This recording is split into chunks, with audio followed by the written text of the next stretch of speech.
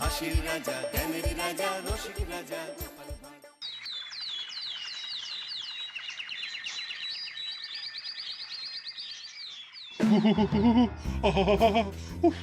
এখনো জ্বলছে। তোমাকে এসে থেকেই দেখছি ঘটিতে আঙুল ডুবিয়ে হয়েছেটা কি? আর বলবেন না মহারাজ, আমার গিন্নি চলে যাওয়ার পর থেকে তো হাত পুড়িয়ে খাই।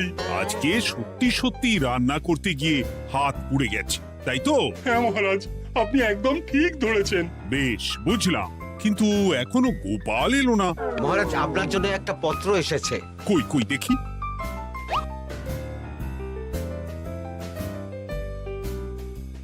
ঠিক আছে, তুমি এখন এসো। কিসের পত্র মহারাজ? দাঁড়াও, আগে গোপাল আসুক, তারপর বলছি। এই তো চলে এসেছি মহারাজ। দেখুন, আজকেও দেরি। আপনি কিছু গোপালকে বলেন না বলে লাই পেয়ে পেয়ে গোপাল আপনার মাথার উপরে উঠে গেছে। আমার নাম কি চুল নাকি যে মাথার উপরে উঠবো? আপনিও পারেন বটে। আমার নিজেরটাকেই চুল নেই। বাদ দাও, শোনো, আমি একটা নিমন্ত্রণ পত্র পেয়েছি। পাহাড়পুর রাজ্যের জমিদার বল্লভ নারায়ণ আমাকে নিমন্ত্রণ করেছেন। এ তো বেশ সুসংবাদ মহারাজ। পাহাড়পুর অপূর্ব সুন্দর রাজ্য, আপনি ঘুরে আসুন মহারাজ। না না না না না, আমি একা যাব না, তোমাকেও যে যেতে হবে। আজ বিকেলেই বেরোবো, তুমি জামা কাপড় গুছিয়ে রেখো। এ আমার পরম সৌভাগ্য মহারাজ। এ কি মহারাজ, গোপাল কেন যাবে? আমি কি দোষ করেছি? আমাকেও নিয়ে চলুন। না না না, তুমি রাজ্যের মন্ত্রী, আমি বেশ কিছুদিন থাকবো না, তাই রাজ্যটা তোমাকেই সামলাতে হবে। আচ্ছা আচ্ছা, আপনি তো রানীমাকেও নিয়ে যেতে পারতেন। আমি কোথায় কাকে নিয়ে যাব সেটা আমার একান্তই ব্যক্তিগত ব্যাপার। তুমি বেশি বোঝাতে এসো না মন্ত্রী। বেশ।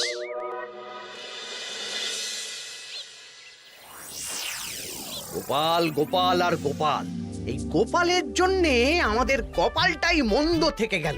মন্দ না, বলুন বন্ধ থেকে গেল। সব সুযোগ ওই গোপাল পাবে, আর আমাদের বেলা ছাই। আজকেও গোপাল রাজসভায় দেরি করে এলো, তবু বেটাকে মহারাজ কিছু বললেন না। বলবে কি? উল্টে মহারাজই তো গোপালকে ঘুরতে নিয়ে যাচ্ছেন। পাহাড়পুরে গিয়ে ভালো মন্দ আহার করবে গোপাল, আর আমি রাজ্য পাহারা দেব। হ্যাঁ, ঘেন্না ধরে গেল এই জীবনে।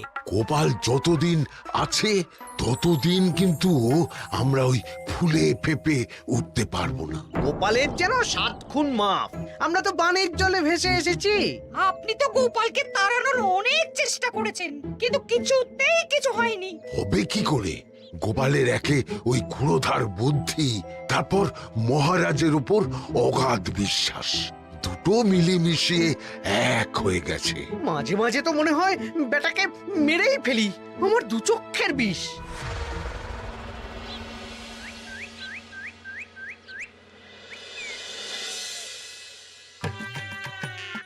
বলছি গিন্নি, কি এত তুমি পোটলায় বাঁধছো বলো তো?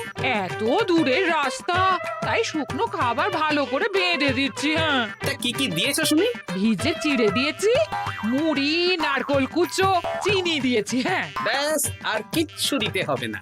আমার সাথে তো মহারাজও যাচ্ছেন। আমি একটু বেশি করে দিয়েছি গো। দূর, সে কথা বলিনি। মহারাজ যাচ্ছেন তো, তাই মহারাজও নিশ্চয়ই রাজবাড়ি থেকে ভালো মন্দ খাবার নিয়ে আসবেন। যে যার নিজের তালে থাকে। কি আর করবো গিন্নি, উদরকে আদর করে যা সুখ তার অন্য কিছুতে নেই। বেশ বেশ, সাবধানে যেও। হ্যাঁ, তুমিও সাবধানে থেকো কিন্তু। আর নাতনি নাতনিগুলো এলে তাদের জানিয়ে দিও যে দাদু বেশ কিছুদিন থাকবে না। ঠিক আছে গো, ঠিক আছে। সাবধানে যাবেন মহারাজ।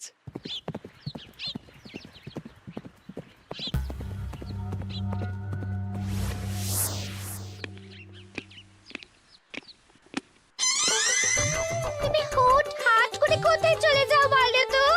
আমি বিকেলে তোমার জন্য মুচমুচে বেগুনি ভেজেছি। সে ঠিক আছে, কিন্তু তোমাকে এখন রান্নাঘরে থাকলে হবে না গিন্নি। উমা, রাতের খাবার কে করবে শুনি? আমি তো এখন একটু একটু রান্না শিখে গেছি। এখন তোমাকে অন্য কাজ করতে হবে। কি কাজ? শোনো, বুঝতে পেরেছো তো? একদম জলের মতো পরিষ্কার বুঝে গেছি। তাহলে আর দেরি না করে যাও।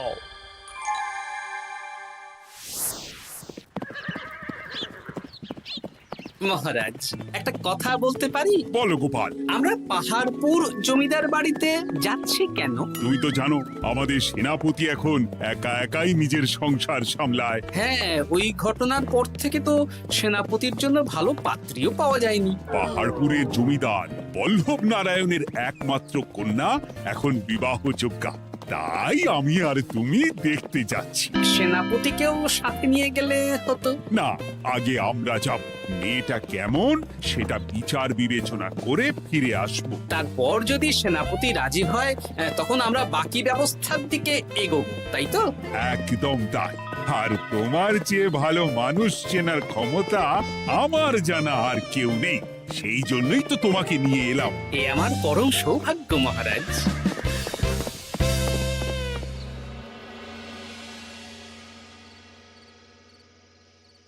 প্রণাম রানীমা। আরে মন্ত্রী গিন্নি যে, বলো বলো। এই কিছু বেগুনি ভেজেছি, তাই আপনার জন্য নিয়ে এলাম রানীমা। সরলা, তুমি ওটা রান্নাঘরে নিয়ে যাও। আচ্ছা রানীমা। মা, এই গয়নাটা পরে কি সুন্দর লাগছে আপনাকে। নতুন নিলেন? না না, বছরখানেক আগে বিবাহ বার্ষিকীতে মহারাজ গড়িয়ে দিয়েছিলেন। একটা কথা বলবো রানীমা? বলো না, কি বলবে? আমার মনে হয় আপনাকে আমাদের মহারাজ না আর আগের মতন ভালোবাসেন না। এই কি কথা বলছো তুমি? খোলা চোখে যা মনে হয় তাই বলেছে রানীমা। এই দেখুন না, মহারাজ হঠাৎ পাহাড়পুরে ঘুরতে চলে গেলেন আর আপনাকে নিয়ে গেলেন না। নিশ্চয়ই কোনো কাজ আছে, তাই আমাকে নিয়ে যাননি। ওই তো, এত ছাড় দিয়েছেন বলেই তো পার পেয়ে বসেছে। অপরাধ নেবেন না রানীমা। মহারাজ সব ব্যাপারে শুধু গোপাল আর গোপাল, কিন্তু বাড়িতে যে আপনিও আছেন সেটা মহারাজ খেয়ালই করেন না। আসলে গোপালকে মহারাজ খুবই স্নেহ করেন তো। আপনি আগে না গোপাল আগে? পাহাড়পুর তো এত সুন্দর জায়গা, চারিদিকে পাহাড়, পাহাড় থেকে নেমে আসছে নদী। ভাবুন আপনাকে মহারাজ নিয়ে যেতেন যদি। সত্যি তো, আমাকে তো মহারাজ নিয়ে গেলেন না। নিয়ে যাবেই বা কেন? আপনাকে তো আর মহারাজ আগের মতো ভালোই বাসেন না।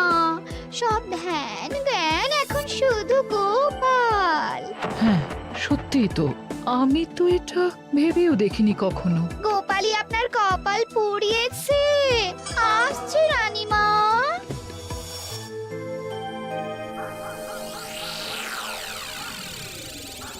কি গো গিন্নি, আমি যেমন যেমন বলেছি তুমি তেমন তেমন রানীমাকে বুঝিয়েছো তো? হ্যাঁ হ্যাঁ, আমি একেবারে এমন ভাবে কানে পুষ্পমন্ত ঢেলেছি, রানীমার কান মাথা সব সব ভরে গেছে। এবার শুধু মাঝে মাঝে ইন্ধন জুগিয়ে যেতে হবে, বুঝলে? তারপরে তোমার পথের কাঁটা ফাঁকা হয়ে যাবে। আর একবার গোপাল সরে গেলেই আর কোনো চিন্তা নেই। দু হাত ভরে রোজগার করবে গো।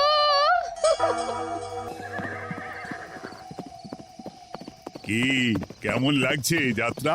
বেশ ভালোই মহারাজ।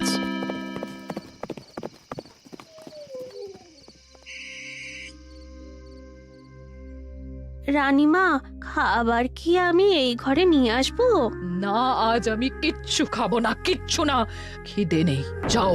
এ কি রানীমা, আপনি তো সেই দুপুরের পর কিছুই খাননি। তোমাকে একবার কিছু বললে তুমি বুঝতে পারো না? বলেছি তো আমার খিদে নেই, আমাকে বিরক্ত করো না, যাও।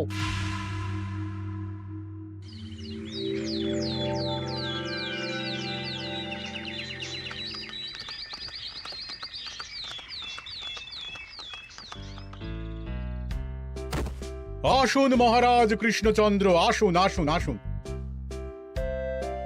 কি সুন্দর জায়গায় পাহাড়পুর, মনে হচ্ছে বেশ কিছুদিন থেকে যাই। তা থেকে যান না। এখন যে কাজে এসেছি সেটা আগে করে নি, তারপর যদি সব ঠিকঠাক তখন তো আবার আসতে হবে। তাও ঠিক। এই বিমলা মা, এদিকে আয়। এই নিন কমলা লেবুর শরবত। বেশ সুন্দরী দেখতে মহারাজ। নিজের মেয়ে বলে বলছি না, বিমলা সব কাজ নিজের হাতে করে। বাড়িতে পাঁচটা দাস দাসী আছে, তাদের কাজই করতে দেয় না। বাহ বাহ বাহ, ভালোই তো। আপনার মেয়েকে তো বেশ লক্ষ্মীমন্ত দেখতে। ও অনেক ছোটবেলায় মাকে হারিয়েছে, কিন্তু নিজের ইচ্ছে পড়াশুনো রান্না বান্না সব শিখেছে। যেমন হাতের রান্না তেমনই মাথায় বুদ্ধি। রান্না তো খেলেই বুঝতে পারবো। হ্যাঁ, আজ দুপুরে সব রান্না তো নিজের হাতেই করছে। আমি ওকে কিছু প্রশ্ন করতে চাই। দাঁড়িয়ে আছো কেন মা? বসো। মহারাজ, আপনার অনুমতি নিয়ে আমি বিমলাকে কিছু প্রশ্ন করতে চাই। করো না। আচ্ছা বিমলা, তোমার বয়স কত? আসছে শ্রাবণে আমি 19 বছরে পড়ব। আচ্ছা, শ্রাবণ মাসে জন্ম, বর্ষাকালে। বেশ বেশ। আচ্ছা বলো তো, মেঘের ডাকে জল ছেড়ে ডাঙায় উঠে পড়ে, মানুষ তাকে হাতে পেলে নিয়ে যায় ঘরে, এটা কি? কই মাছ। বাহ বাহ, এবার বলো তো, এমন কোন জিনিস যেটা একান্তই তোমার কিন্তু অন্যেরা বেশি ব্যবহার করে? আমার নাম। বাহ বাহ বাহ বাহ বাহ, খুব সুন্দর খুব সুন্দর। আপনার মেয়ের মাথায় বুদ্ধি আছে। আচ্ছা আচ্ছা, আরেকটা প্রশ্ন করবো। বলো তো, একটা অঙ্ক পরীক্ষায় তোমার বাবা 100-তে 90 পেয়েছে, তুমি 100-তে 100 পেয়েছো, আর আমি 100-তে 95 পেয়েছি। তাহলে কে বেশি বুদ্ধিমান? আপনি বেশি বুদ্ধিমান। এমা, এটা তুই কি বললি রে? তুই তো 100-তে 100 পেয়েছিস, তাহলে তুই বেশি বুদ্ধিমান হবি না? না না, আমি হলে তো বুদ্ধিমতী হব। দারুণ দারুণ। জমিদার মশাই, আপনার মেয়ে সত্যি বুদ্ধিমান, না মানে বুদ্ধিমতী। এবার দুপুরের ভুরি ভোজটা খেলেই বুঝতে পারবো হাতের জাদু।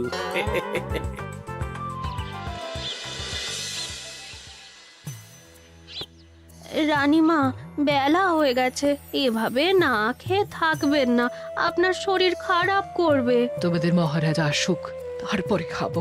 যতদূর জানি মহারাজ আগামীকাল সকালে ফিরবেন। বেশ, আমাকে একটু শরবত করে এনে দাও, আর কিছু খাবো না। আচ্ছা রানীমা। বুঝলি, আজ পুকুর ঘাটে গিয়ে যা শুনলাম না। কি শুনলে? রানীমা গতকাল বিকেল থেকে কিচ্ছু খাচ্ছেন না, মহারাজের ওপর রাগ করে।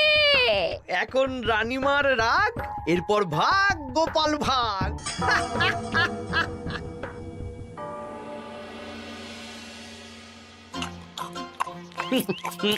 সত্যি বিমলা, তোমার হাতের রান্নার কোনো তুলনা নেই মা। আমাদের সেনাপতি তাহলে আর হাত পুড়িয়ে রান্না করবে না বলছো? সে যদি কর্তাগিন্নিতে রাগারাগি হয় তখন। মা আমার লজ্জা পেয়েছে। তা আপনাদের কোনো আপত্তি নেই তো? কি যে বলেন, আপনার রাজ্যের সেনাপতি বলে কথা। বলছি, বিমলাকে তো আমাদের সেনাপতি দেখলো না, তাহলে? বিমলার একটা তৈলচিত্র আছে, আমি আপনাকে বরং সেটা দেব, আপনি ওনাকে গিয়ে দেখাবেন। সেই ভালো হবে, আমাদের খুব পছন্দ হয়েছে। তাহলে সেনাপতি রাজি হলে আমরা বিবাহের তারিখ চিঠিতে জানিয়ে দেব। আচ্ছা মহারাজ।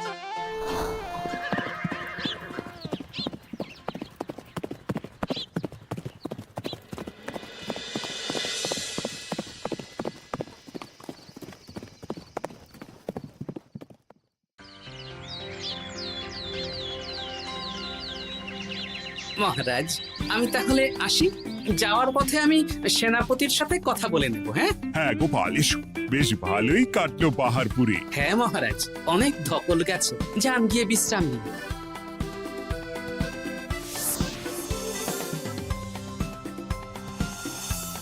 কি সেনাপতি, পছন্দ তো? হ্যাঁ, খুব পছন্দ হয়েছে গোপাল। তোমার চোখ তো দেখছি একেবারে জহুরির চোখ।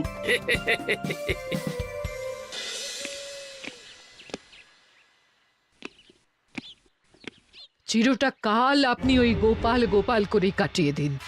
কি হলো? রানীমা গত পরশু থেকে কিচ্ছু খাননি, গতকাল একটু শরবত খেয়েছেন শুধু। কেন, কি হয়েছে? দেখুন মহারাজ, সহ্যের একটা সীমা আছে। আরে, আমার তো কিছুই মাথায় ঢুকছে না। মাথায় শুধু গোপাল থাকলে আমার কথা ঢুকবে কি করে মহারাজ? আপনি আমাকে আর আগের মতো ভালোবাসেন না মহারাজ। এসব কি বলছো রানী? ঠিকই বলছি। আপনি খেয়ালই করেননি যে আমি গলায় আপনার পছন্দের পান্নার হার পরেছি মহারাজ। আরে আমাকে বলার সুযোগ দেবে তো। দেখুন, আপনি পাহাড়পুরে ঘুরতে গেলেন, গোপালকে নিয়ে গেলেন। আমারও মনে হয় কোথাও ঘুরতে যাই মহারাজ। আরে গোপালকে নিয়ে যাওয়ার প্রয়োজন ছিল, তাই নিয়ে গেছি। গোপাল তো আপনার প্রিয়জন, তাই ওকেই আপনার প্রয়োজন। আমি তো কেউ না। দেখো, গোপাল আমার সব বিপদে আপদে পাশে থাকে, তাই ওকে ভরসা করি। সেটা তো তুমি খুব ভালো করে জানো। আজকের পরে হয় গোপাল থাকবে, না হলে আমি থাকবো। না না না, এ হতে পারে না। গোপালকে আমি সরাতে পারবো না, আর কাউকে সরানোর জন্য কোনো কারণ তো চাই। আর কারণ যদি আমি দিয়ে দিই? কি কারণ? আপনি গোপালকে বলবেন আমার সাথে আপনার ঝগড়া হয়েছে। বেশ, তাতে কি? আপনি গোপালকে বলবেন ও যেন আমাকে বলে আপনার কাছে ক্ষমা চাওয়ার জন্য, আর আমি ক্ষমা চাইবো না। ব্যাস, আপনি এই সামান্য কাজটা গোপালকে করতে না পারার জন্য ওকে তাড়িয়ে দেবেন। ওকে মাত্র 7 দিন সময় দেবেন, ব্যাস। ঠিক আছে, আমি এক্ষুনি গোপালকে ডেকে পাঠাচ্ছি।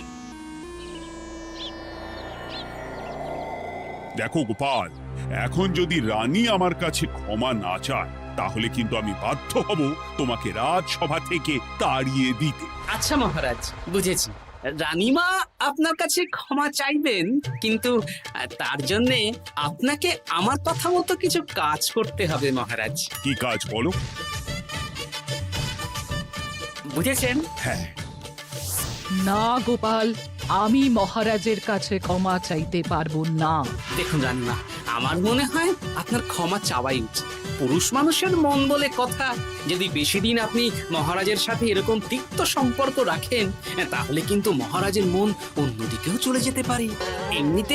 এমনিতেও কি গোপাল? কিছু না রানীমা, শুধু এটুকু জেনে রাখুন, রাজবাড়ির মাঠে বাঁশ বাঁধা হবে। মানে কেন?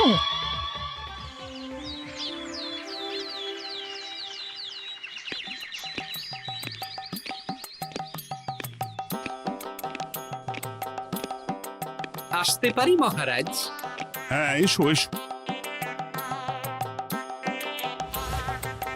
বলছি, আমি তাহলে জমিদার বাড়িতে বিবাহের দিনক্ষণ ওই চিঠি লিখে জানিয়ে দিচ্ছি। হ্যাঁ, জানিয়ে দাও গোপাল। আর কি কি কেনাকাটা করতে হবে সেটার একটা তালিকা বানিয়ে ফেলো। আচ্ছা মহারাজ, মেয়ের শাড়ি আপনি নিজে পছন্দ করে কিনবেন তো? হ্যাঁ, ওই শাড়িওয়ালাকে আজকে দুপুরেই আসতে বলো। আচ্ছা মহারাজ। বিয়ের শাড়ি, কেনাকাটা, এসব কি মহারাজ? সেসব বলা যাবে না রানী, সময় হলে জানতেই পারবে। তবে বিমলাকে অপরূপ সুন্দরী দেখতে, এটুকু বলতে পারি। দেখুন তো মহারাজ, ওই টোপরটা ঠিক আছে কিনা? একদম ঠিক আছে, খুব সুন্দর। শাড়িওয়ালা এক্ষুনি আসছে। আসছি মহারাজ। এসো এসো। কার জন্য শাড়ি লাগবে মহারাজ? রানীমার জন্য? না না, বিমলার জন্যে। বিমলাকে? এক অপরূপা তরুণী, বুদ্ধিমতীও আছে, ধীর স্থির, ঝগড়া করে না। বেশ, অনেক হয়েছে মহারাজ। দোহাই আপনার, আপনি দ্বিতীয় বিয়ে করবেন না। আমি ক্ষমা চাইছি। কি বলছো রানী? আমি বুঝতে পেরেছি, আমি আপনাকে গোপালের নামে 2-4 কথা শুনিয়েছি বলে আপনি বিয়ে করতে চলেছেন। আমি আর রাগারাগি করব না, আমাকে ক্ষমা করুন। ব্যাস, রানীমা ক্ষমা চেয়ে নিয়েছেন, মানে আমার চাকরিটা থাকছে। হ্যাঁ গোপাল, হ্যাঁ, দোহাই তোমার, মহারাজকে বিপথে চালিত করো না। আরে দূর, আমি বিয়ে করছি নাকি? বিয়ে তো হবে সেনাপতির। ওর জন্যই তো পাত্রী দেখতে পাহাড়পুরে গেছিলাম, গোপাল আর আমি। তার মানে মন্ত্রীর বউ আমাকে ভুল বোঝালো? আবার মন্ত্রীর কোনো ষড়যন্ত্র হবে, ওকে না নিয়ে গিয়ে গোপালকে নিয়ে গেলাম বলে। সেনাপতির বিয়ের আগেই আপনি মন্ত্রী মশাইকে ধোলাইটা দিয়ে দিন। ঠিক বলেছ রানী, তুমি বরং শাড়ি পছন্দ করো, আর আমি চললাম মন্ত্রীকে ধোলাই দিতে।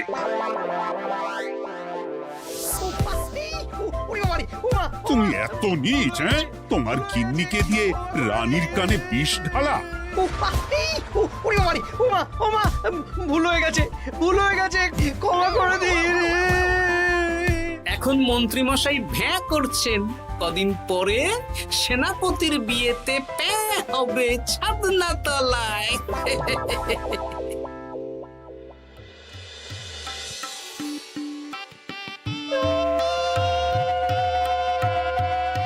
এবার মালা বদল হবে। এবার বুঝবে মালার কি জ্বালা। কি বললে? হ্যাঁ